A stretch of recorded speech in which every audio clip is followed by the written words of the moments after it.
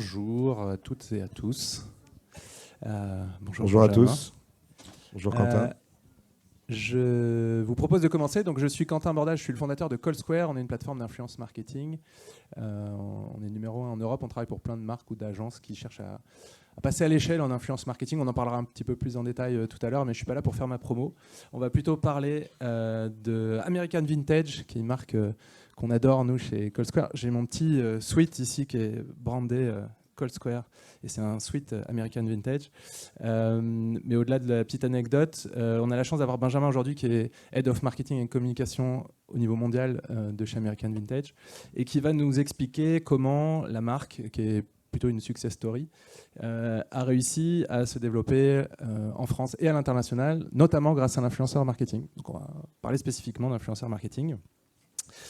Et donc l'agenda que je vous propose, c'est assez simple. On va parler de la marque et de Benjamin, puisque tu as un parcours, ça fait 11 ans que tu es dans la boîte. Tout à fait, oui. On va parler de l'influence marketing spécifiquement chez AMV. On aura une takeaway box avec on essaie d'avoir une synthèse de ce qu'on va dire. Peut-être qu'il y aura d'autres éléments et on ne sera pas exhaustif. Et répondre à vos questions. On se disait avec Benjamin qu'on aimerait bien que la séance soit très interactive. Donc si vous avez des questions au fur et à mesure, n'hésitez pas. Ça nous permettra d'illustrer ou de rentrer un peu plus dans le détail de certains points. Et je crois qu'on a une demi-heure, c'est ça, le cahier des charges? Ok, c'est parti. Commençons par parler d'American Vintage, Benjamin. Tu peux nous en dire un peu plus sur la marque et puis ensuite sur ton parcours à toi? Tout à fait. Bon, en tout cas, bonjour à tous et merci d'être là. Je vais réappuyer sur le côté interactif. N'hésitez pas en tout cas à partager avec nous, à poser vos questions. C'est un peu le but. Sinon, j'ai l'impression de me retrouver à l'école et de faire le prof qui parle pendant 2 heures. Donc pour American Vintage, je ne sais pas si tout le monde connaît la marque, mais c'est une marque de prêt-à-porter familiale et française. Donc je pense qu'à ce niveau-là, aujourd'hui, de développement et de chiffre d'affaires, on est les seuls à être encore à être à 100% indépendant. Donc Michael Azoulay, qui est le fondateur et actuel CEO, est toujours seul à la tête du bateau. Je le précise et ça a son importance dans les stratégies aujourd'hui qu'on met en place, parce qu'on parlera de stratégie un petit peu après. Et dans les métiers qu'on fait, je suis assez fervent et penseur qu'il n'y a pas de stratégie évangile et que c'est plus adapté à nos modèles, à nos modes de fonctionnement, à aussi nos structures, nos budgets, etc. etc. Donc voilà, American Vintage aujourd'hui a 18 ans d'existence.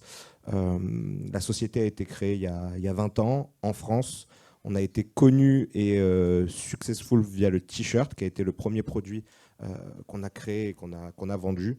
On est aujourd'hui une marque internationale et 360. On est présent sur 3 continents, l'Asie, l'Europe et les États-Unis depuis 2021.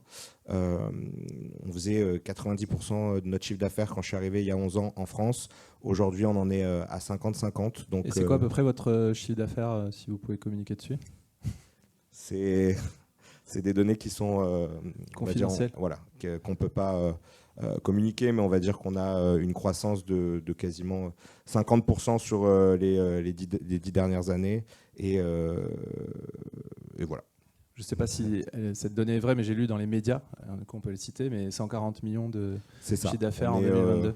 C'est aux alentours de ces chiffres. Et 20% de croissance.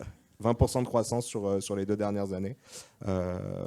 Et une ambition de croissance de 15 à 20% sur les prochaines années, avec en ligne de mire un gros développement aux États-Unis.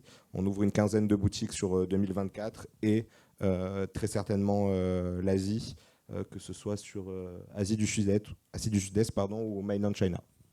Et votre ventilation de chiffre d'affaires à peu près dans les... Aujourd'hui, on fait à peu près 60% de notre chiffre d'affaires en retail. Donc on est devenu une marque retailer parce qu'on vient du B2B. On était une marque de wholesale. On fait une vingtaine de pourcents de chiffres sur le wholesale en B2B et 15 à 20% sur le web. Le web a vraiment explosé pour nous depuis le Covid. Il y a 3 ans, on était à 8% du chiffre d'affaires. On atteint quasiment la 20% actuellement sur year to date. Donc une grosse évolution web pour nous, où l'influence et le marketing d'influence y a fortement contribué. On en parlera plus en détail, effectivement. Et géographiquement, la répartition du chiffre d'affaires à peu 50% près aujourd'hui et 50-55% sur la France et 50-55% sur le reste du monde.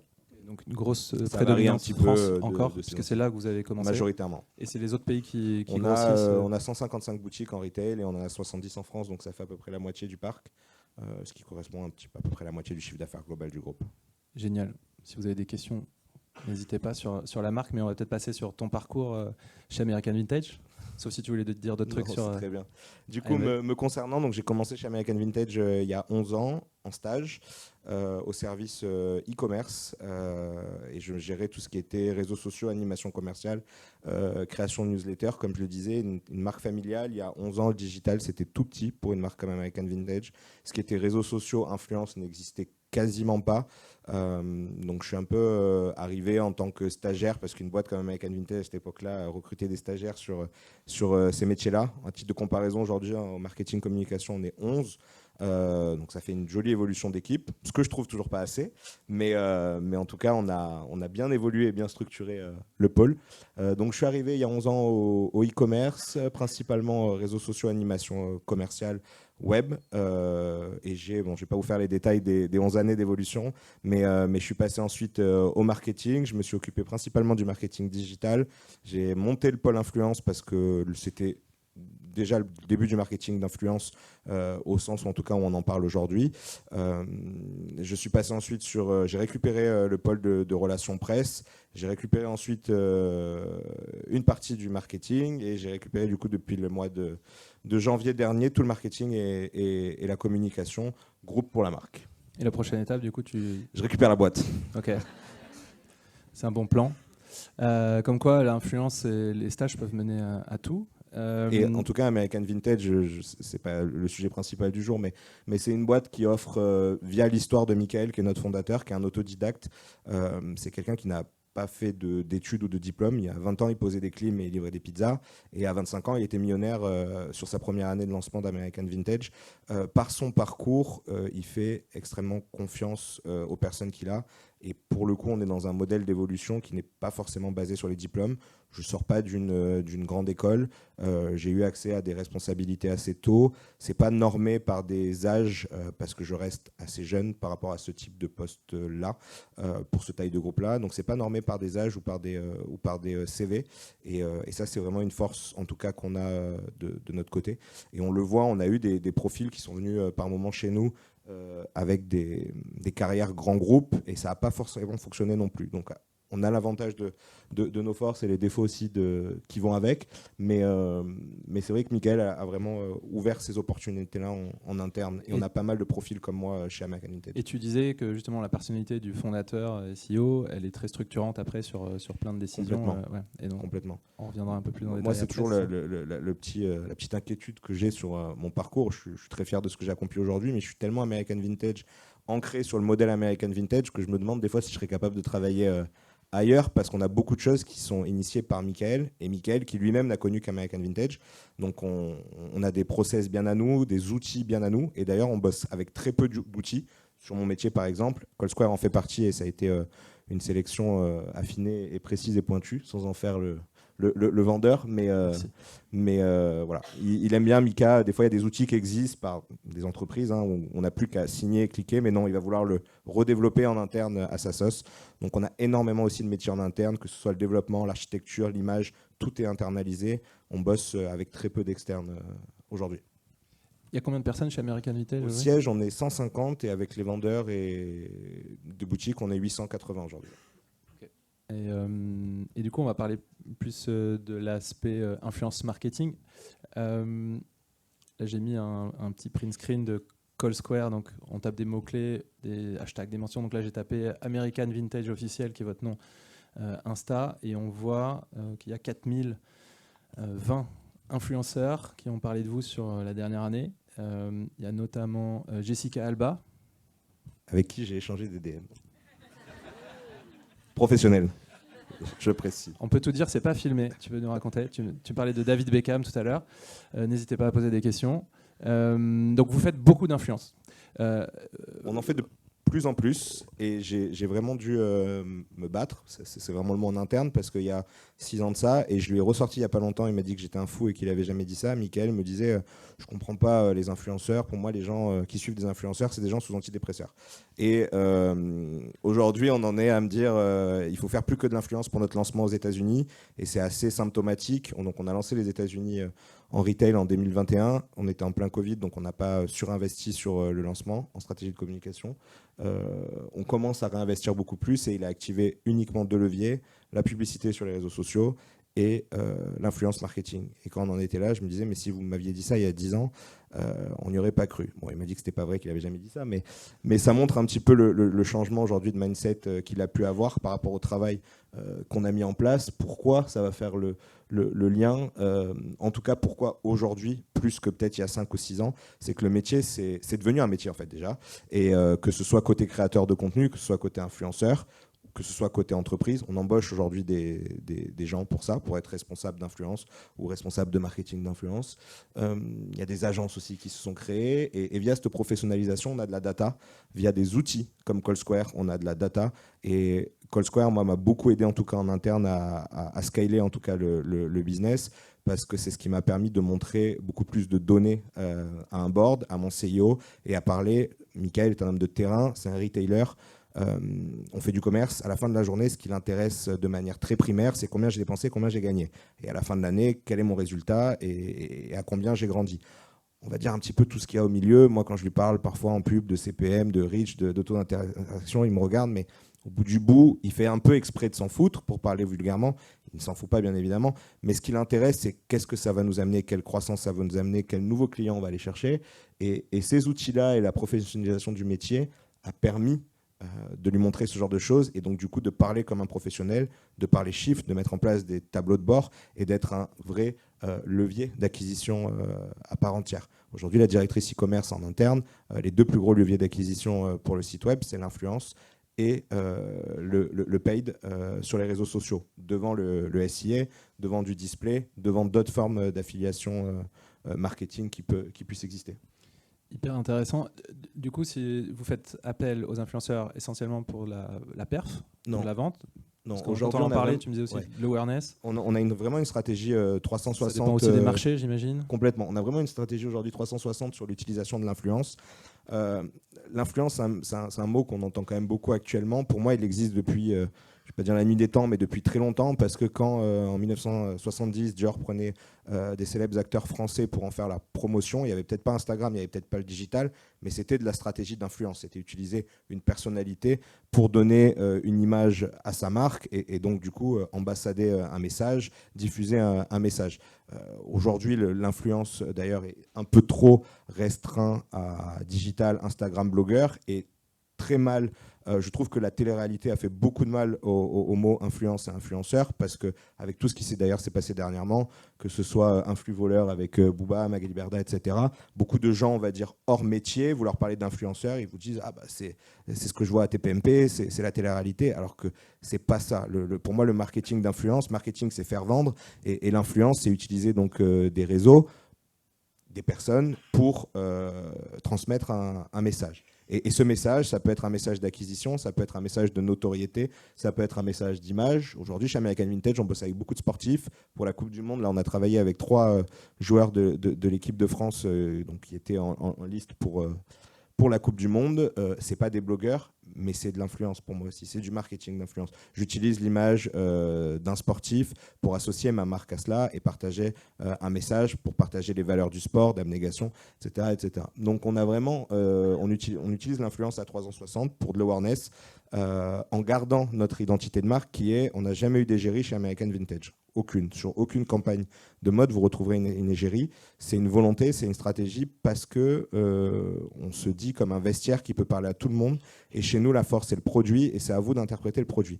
Si on travaille avec des égéries, vous vous enfermez dans un univers, quel qu'il soit, et on perd cet ADN-là. Donc on va travailler avec l'influence, par exemple, pour de l'awareness. On ne va jamais en faire des collections capsules ou en faire des figures ou des égéries sur des campagnes. On peut travailler aussi avec l'influence pour de l'acquisition, pour de la perf. Et pour ça, on a déployé des gros moyens sur l'affiliation marketing, avec un second partenaire qui est d'ailleurs mon deuxième partenaire et unique, les deux uniques partenaires sur l'influence, qui est Affilae et qui est aussi d'ailleurs une boîte française. Je le dis parce que c'était important aussi pour nous de travailler avec des partenaires français sur ce domaine-là. Et qui est plugué aussi sur CallSquare. Qui est aussi d'ailleurs plugué exactement sur CallSquare. Et le duo CallSquare Affilae a pour nous été une grosse accélération sur l'influence. Et Quentin a sorti un petit graphe juste après, que vous verrez un peu plus tard, où on voit l'évolution sur la dernière année et demie de notre volume de prise de parole d'influenceurs sur la plateforme. Et c'est assez flagrant. Là, vous avez quelques extraits de posts récents. Là, c'est sur le dernier mois. Et puis, il y a des listes. Je ne sais pas si vous voyez bien de loin, mais vous avez des listes d'influenceurs avec leur taille de communauté 260 000, 280, 80, etc. Et le nombre de posts, alors c'est très variable. C'est 4, 5, 6, 23, 33. Et, en termes de stories, pardon, des posts 8, 4, 3, etc. Donc, il y a quand même une grosse volumétrie. Là, c'est que le top 12 des influenceurs sur le dernier mois. Et ça, ce qui est intéressant, c'est effectivement l'analyse de la performance. Alors sur CallSquare, il y a un outil qui est un outil de benchmarking de la performance d'une marque par rapport à d'autres marques. Donc là, en l'occurrence, on l'a comparé par rapport à 7 autres marques. On fait ça sur Instagram. On va filtrer sur l'audience. Donc on va regarder quels sont les influenceurs qui parlent de ces marques et on va filtrer les influenceurs qui ont au moins 30% de l'audience sur un pays, donc là la France en l'occurrence. Et on a regardé du 1er janvier 2023 à hier. Et ce qui ressort, c'est qu'en termes d'earned media value, est-ce que qui connaît pas l'earned media value, le MV? N'hésitez pas. Tout le monde connaît l'earned media value? Ok. Donc c'est un équivalent média. On va valoriser les engagements, likes, commentaires, partages, les vues, etc. en équivalent média.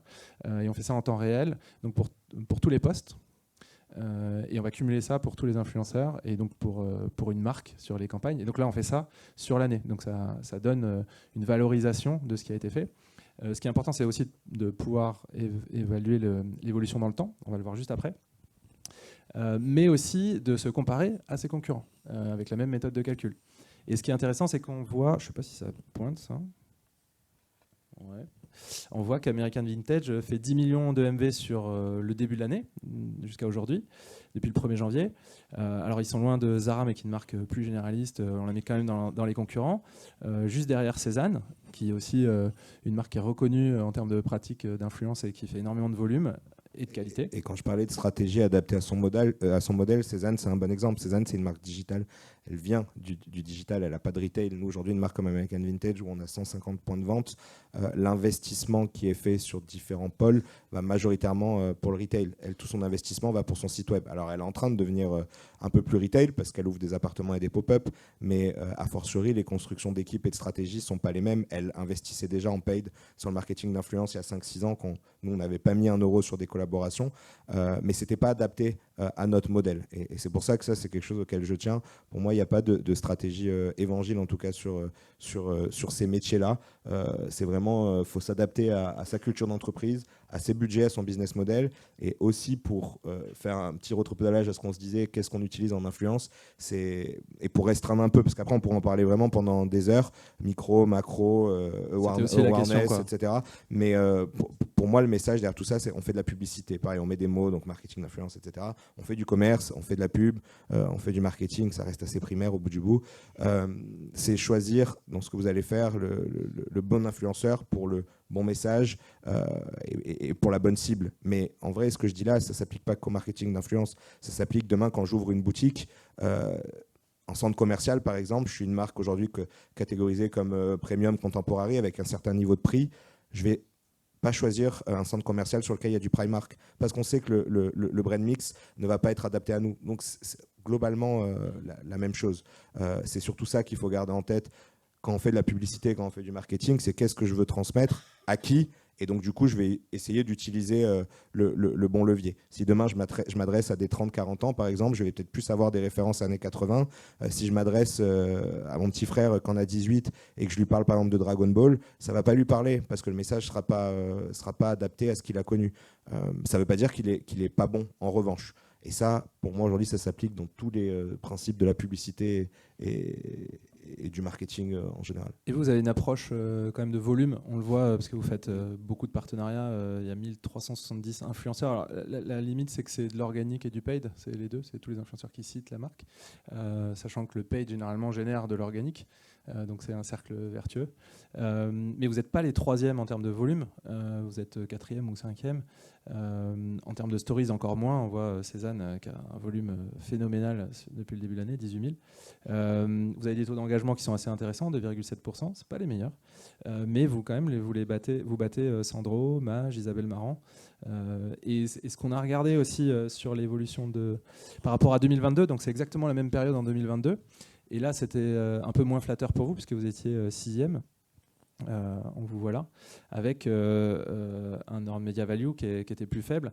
Et quand on compare l'évolution, donc en termes de volume par rapport à 2022, vous avez augmenté de 20% le nombre d'influenceurs de KOL qui citent la marque. Les posts, c'est plus 50% quasiment. L'earned media value, c'est plus 120%. Et votre share of voice, ça c'est quand on regarde la part de marché de l'earned media value par rapport à vos concurrents, vous êtes passé 3e avec 12% et vous étiez à 5,2%, vous étiez 6e. Donc c'est quand même une belle success story sur l'influence. Et tu disais que ça avait soutenu votre croissance très fortement, notamment sur l'acquisition.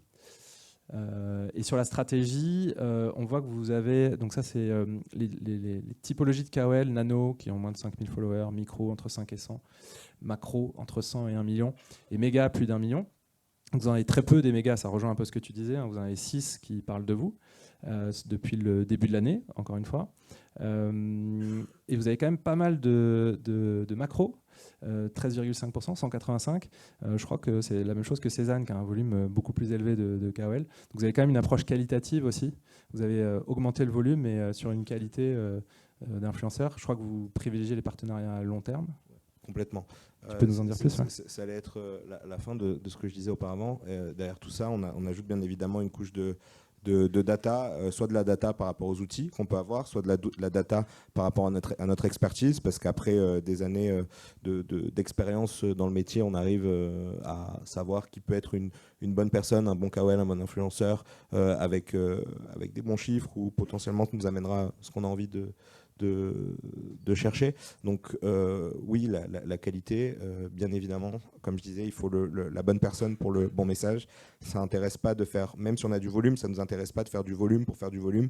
Si c'était le cas, j'embaucherais pas des gens dans mon équipe, on prendrait des outils, enfin des plateformes qui existent aujourd'hui, vous mettez votre marque, les influenceurs viennent récupérer du contenu visuel ou autre, ils sont payés par X ou Y modèle économique, et on fait de la masse et encore de la masse. Ce qui ne nous intéresse pas, parce qu'on a envie que le message que les influenceurs dispensent soit aussi contrôlé et en lien avec notre image de marque et nos valeurs.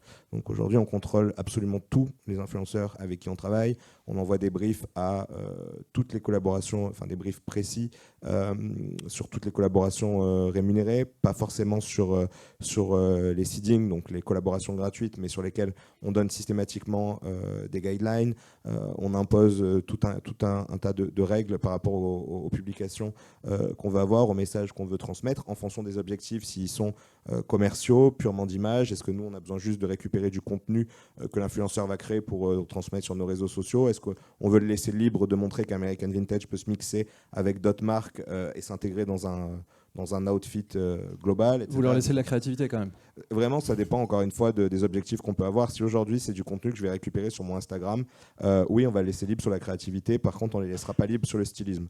Ça sera des stylismes 100% American Vintage, pas de marque d'accessoires trop visibles, etc. Si c'est simplement de la collaboration pour être visible dans de l'outfit, là, on les laissera libres à 100% sur comment intégrer American Vintage dans votre routine ou votre vestiaire de tous les jours.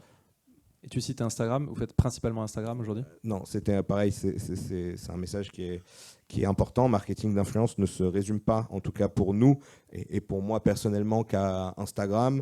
Je parlais de l'Asie, et aujourd'hui vous avez des réseaux sociaux comme Instagram qui n'existent pas en Asie, il y en a d'autres, Little Red Book, Xianshu, WeChat, Bilibili, Douyin, etc. Mais on fait énormément, et c'est peut-être les leaders aujourd'hui du marketing d'influence et du social selling, on commence à faire de l'influence sur ces plateformes-là. Moi, je crois beaucoup à l'influence aussi de terrain, hors plateforme digitale. C'est-à-dire qu'aujourd'hui, j'habille, et je pense que j'ai été, en tout cas à MV, on a été un des premiers à le faire sur les dernières années, habiller des pillards, habiller des dirigeants d'entreprise, habiller des personnes qui ont une aura, qui ont une légitimité, qui ont un savoir et qui n'ont pas forcément développé ou communiqué via leurs réseaux sociaux. Moi, à titre personnel, je viens du digital. Sur LinkedIn ? Sur LinkedIn, on commence à le faire aussi. On a fait des partenariats l'année dernière pour Noël en faisant des dotations pour des marques complémentaires à nous et qui devaient faire un post, une communication sur cela. Donc non, l'influence va au-delà d'Instagram et il y a tout un tas de personnalités qui peuvent être porte-étendard de votre marque au jour le jour et qui dépassent les frontières du digital. Je crois qu'il nous reste 5 minutes, mais en termes d'organisation, parce que c'est un sujet qu'on n'a pas évoqué, comment vous êtes organisé pour gérer l'influence ? Parce que c'est souvent un sujet. Alors tu parlais d'outils tout à l'heure, il faut quelqu'un derrière l'outil. Je vais du coup essayer d'être assez succinct. Donc moi, mon équipe est organisée en 3 pôles. Comme je disais, je suis marketing communication. Et j'ai un pôle du coup de trade marketing, partenariat, CRM, un pôle de social media, publicité, brand content et un pôle d'influence sur lesquels il y a 2 personnes en CDI qui sont épaulées par 8 bureaux de presse à travers nos principaux marchés. Des bureaux de presse qui étaient là avec nous historiquement sur les relations presse, mais qui ont évolué et qui sont transformés dans leur métier. On pilotait la stratégie presse, mais ils étaient libres à 90% sur leur gestion au day-to-day à l'époque où on ne faisait il y a 10 ans que de la presse. Aujourd'hui, c'est complètement l'inverse sur l'influence. Et c'est nous qui sommes maîtres, en tout cas à 90% de tous les sujets. Donc on a vraiment inversé cette tendance-là. Et puis après, vous servez de relais locaux. Exactement. C'est toujours un point d'appui, un support.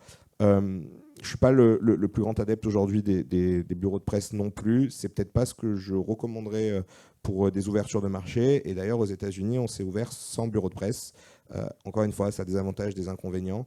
Mais le prix d'un bureau de presse aux États-Unis est conséquent. Et quand on voit ce qu'on peut en faire, peut-être avant de se lancer en IR2 ou en IR3 avec un bureau, on a un petit peu changé notre fusil d'épaule. Faire des belles choses. Oui, et ça a été du coup aussi une success story parce que Mika voulait absolument lancer un bureau de presse. Je me suis un peu battu pour lui montrer l'inverse et aujourd'hui on est assez satisfait et nos marges du coup sont bien meilleures parce que en ordre d'idée, un bureau de presse en dessous de 15 000 $, c'est compliqué aux États-Unis. Donc quand vous arrivez à zéro et que vous engagez déjà un poste à quasiment 150, 170 000 $ l'année sans avoir fait encore 1 euro de CA, pour une marque comme nous, c'est une ligne importante. Donc je ne dis pas qu'on ne le fera pas, mais en tout cas on ne l'a pas fait dès le début. Tu nous as décrit une personnalité forte au niveau de ton fondateur, mais j'ai l'impression qu'il t'écoute quand même. En tout cas, que tu as une bonne force de conviction toi aussi. Donc bravo. Avant de passer aux questions, on vous a mis un petit takeaway. Tu veux... Bon, peut-être que ça revient à ce qu'on s'est dit, hein, mais sur l'intérêt de l'influence, en tout cas de ce retour d'expérience. Si je devais commenter 2-3 de ces petits points que j'ai cités, la définition d'une stratégie claire et des objectifs adaptés, ça paraît hyper bateau comme intitulé, et ça l'est dans les faits, mais c'est hyper important. Je le vois encore aujourd'hui trop, que ce soit des fois chez nous sur certains sujets ou dans d'autres connaissances que je peux avoir dans le milieu de la mode et pas que, on se lance sur des sujets, sur des projets, sur des lancements, mais sans réellement, si on réunit les 10 personnes qui sont en train de travailler et qu'on leur dit par exemple à qui on va le vendre, bah, vous n'avez pas de réponse. Et ça, en fait, c'est je pense aussi la tendance actuelle où on bosse tous dans des rythmes assez effrénés, parfois sans prendre de hauteur. Donc c'est un peu le message derrière ça, c'est prendre le temps de se dire ouais, quels sont mes objectifs, comment je vais y accéder et par quels moyens. Avoir des partis pris, ça bien évidemment. Garder l'humain au centre de la stratégie, c'est quelque chose qui colle beaucoup avec American Vintage. Mais en tout cas, nous, que je trouve aussi important, c'est que on a parlé influence, c'est très lié au digital. On déshumanise du coup beaucoup de choses.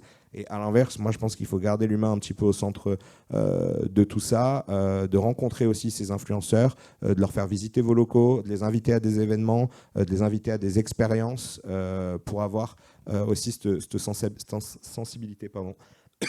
Et nous, on dit souvent qu'un outil comme CallSquare, effectivement, vous permet en fait, de passer du temps sur là où vous avez de la valeur ajoutée, notamment l'humain, et automatiser tout ce que vous pouvez automatiser ou simplifier et gagner du temps. L'internationalisation de l'influence, c'est pour moi aussi un point assez important. Je pense que quand on est la meilleure personne pour parler de son entreprise, et c'est ce que du coup j'ai essayé de faire changer avec nos agences, en tout cas de leur faire changer les missions, parce qu'ils n'ambassadent pas notre marque de la même manière que je le fais ou que mes équipes le font. On n'attribue pas le même temps de travail non plus quand vous êtes une agence et quand vous en êtes un interne. Ça ne veut pas dire qu'ils ne peuvent pas être un support sur des points précis, mais en tout cas, l'internaliser pour le contrôler, c'était pour moi un point très important. Et sélectionner avec soin ces outils aussi, je vais le commenter. On est là aujourd'hui en partenariat avec CallSquare, qui est un outil.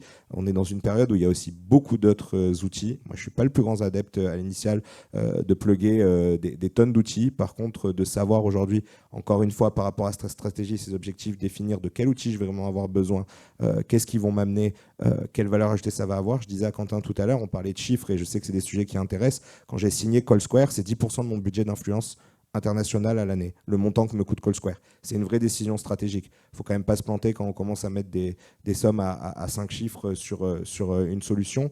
Et vous pouvez vite vous perdre à prendre un outil pour les reporting réseaux sociaux, un outil pour le social listening, un outil pour remonter vos parutions presse. Et à la fin, vous avez plein d'outils, mais vous n'avez aucun maçon qui est capable de prendre le marteau et de taper dans le clou. Et ça, pareil, c'est un point que je mettrai de vigilance. Les outils, c'est hyper important et ça apporte beaucoup de choses. J'ai parlé de la doublette CallSquare Affiliate, mais je pense qu'il faut aussi prendre le temps de les sélectionner et de ne pas signer des contrats ou des partenariats comme ça à la volée sans vraiment savoir, sans avoir pris le temps d'explorer.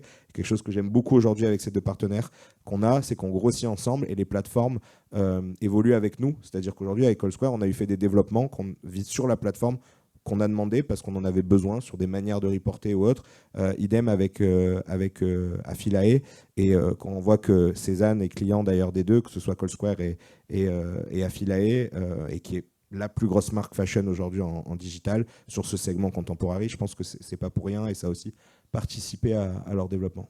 Je vais t'embaucher comme commercial. Merci beaucoup. Merci beaucoup, c'est très inspirant. Je le dis vraiment en toute honnêteté et transparence. Hein. Non, mais j'ai pas. Pas sponsorisé. Je suis pas sponsorisé. Je paierai pas moins cher ma licence. C'est bien dommage.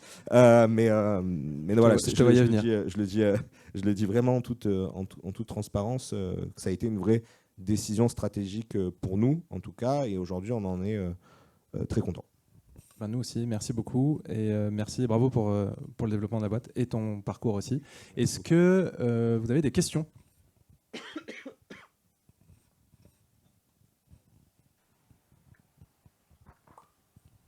Merci. Et ben déjà, bravo pour votre beau parcours et le succès de la marque.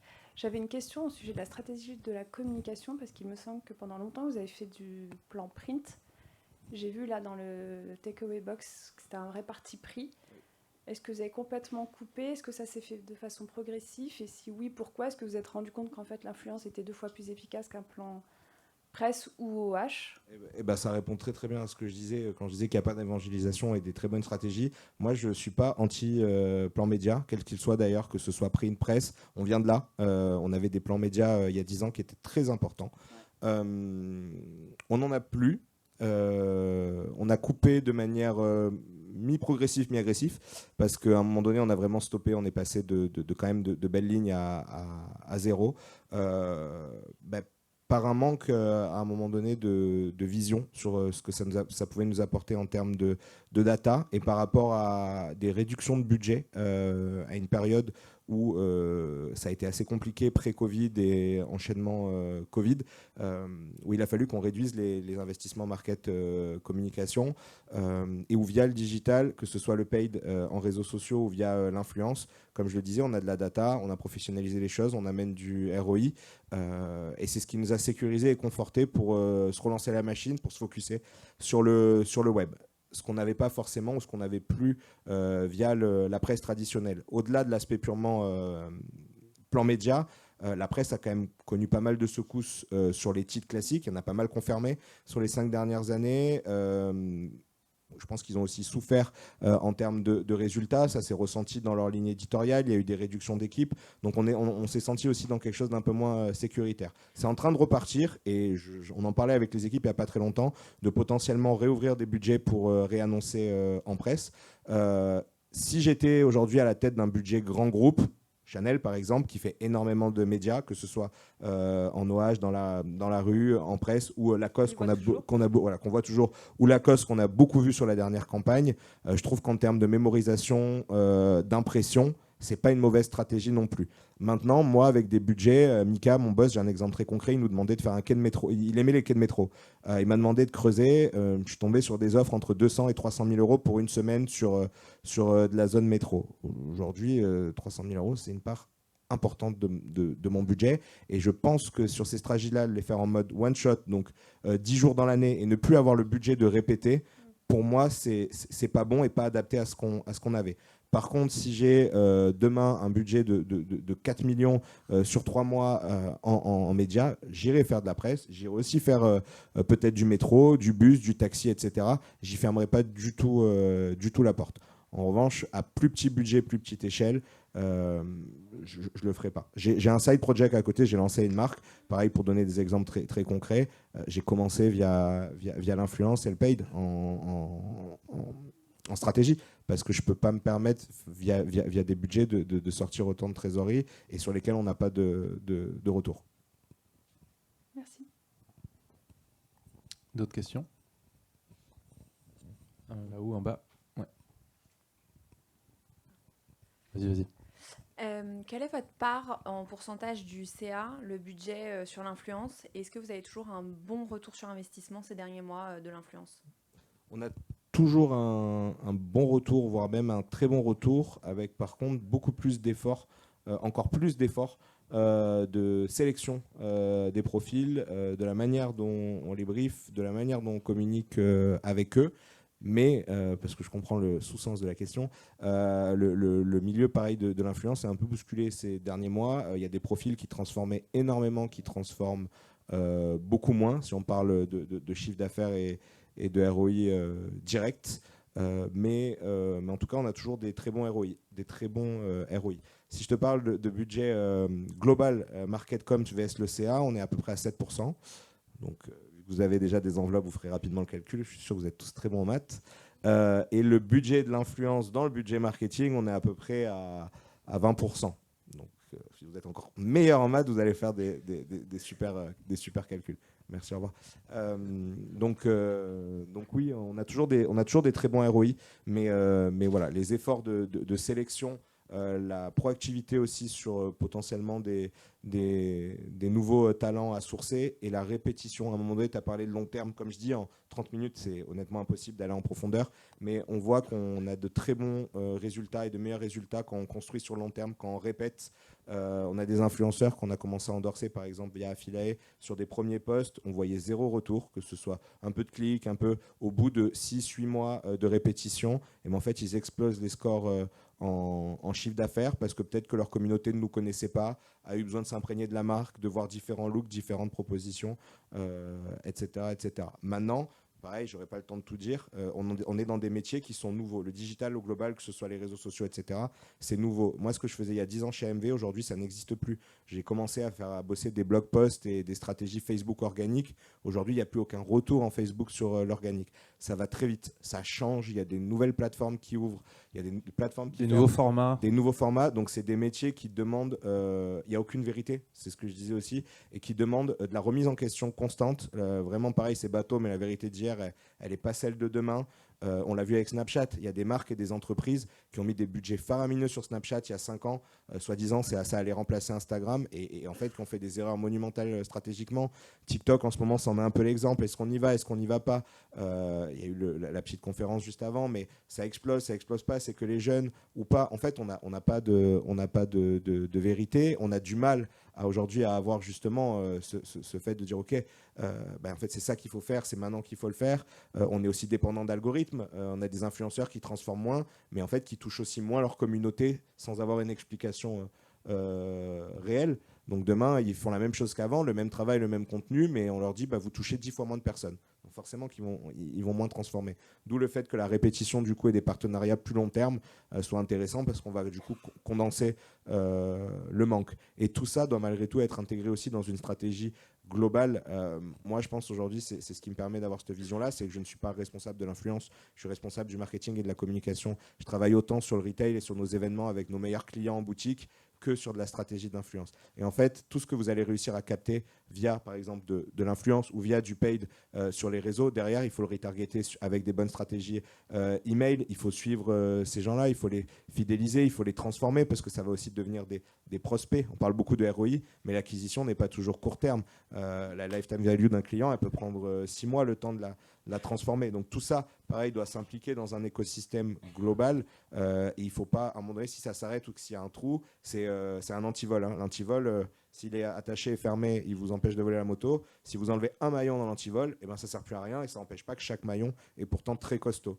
Mais s'il en manque un ou s'il en loupe un, bah vous perdez l'efficacité. Je suis très métaphore, hein, je vous vois rigoler, mais le maillon. Mais des fois, ça permet, je trouve, d'illustrer de manière peut-être un peu plus pragmatique.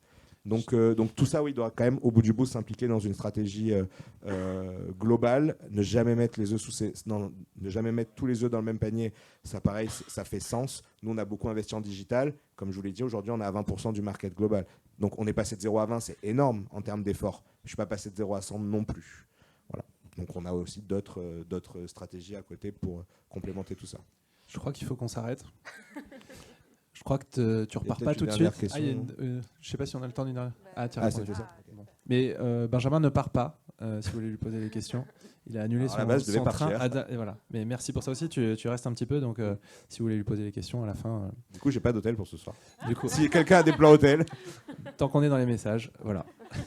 Merci beaucoup. Non, mais merci beaucoup.